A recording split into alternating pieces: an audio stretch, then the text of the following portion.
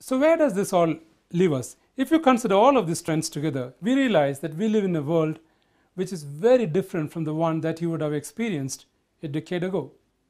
Markets are evolving in a paradoxical manner with globalization, and yet regional blocks are becoming stronger.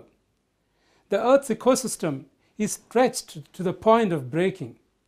New technologies raise new concerns of ethics and possible social and environmental impacts, as well as challenge the current economic paradigms.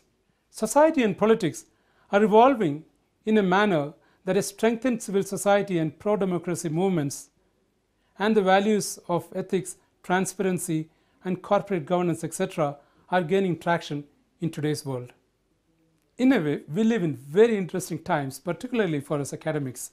These forces have gathered such momentum that we are now at a tipping point.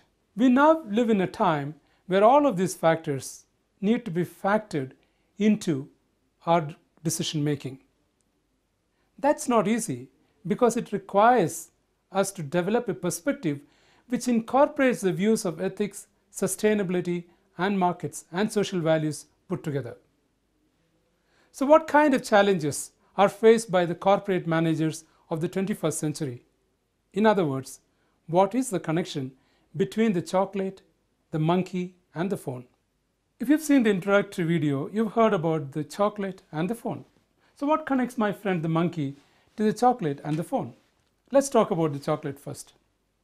The chocolate confectionery industry is worth around $110 billion a year, and the demand is growing rapidly. A pound of chocolate calls for harvesting 400 cocoa beans and 10,000 liters of water. 90% of the cocoa comes from small-scale farms. This is the livelihood of 40 to 50 million poor farmers worldwide. The manufacturing of chocolate and the production of cocoa leads to several social and environmental impacts, including deforestation, destruction of wildlife habitats, climate change, freshwater loss, and there are even issues related to human rights, including child labor. Some of you would be familiar with the challenge that Greenpeace mounted on Nestle a few years ago, suggesting that Nestle stop procuring palm oil from Southeast Asia because the production of palm oil in these regions led to the destruction of the habitat of the orangutan.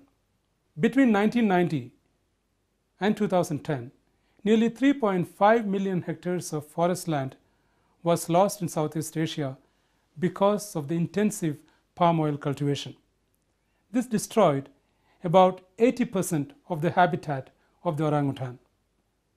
Such a tragic story. So tomorrow's challenge is about cell phones and gorillas. So why do I talk about the cell phone today? The phone that you so love has many ingredients that have been sourced from halfway around the world. Some of you may have seen the recent Newsweek article that asked the question, where does Apple source the tantalum for its iPhone? The answer lies in the remotest parts of the forests of Congo, where people are enslaved and the last few of the surviving Grove's gorillas are exterminated in a mad rush to acquire this very scarce resource. A similar controversy arose in the sourcing of coltan by Nokia earlier. To address these concerns, Apple, Intel, and others have got together to create the Conflict-Free Sourcing Initiative to ensure that key minerals required for the rapid growth of this important industry are sourced in an ethical manner. Does the concerns of sustainability imply that we need to look at managing business differently?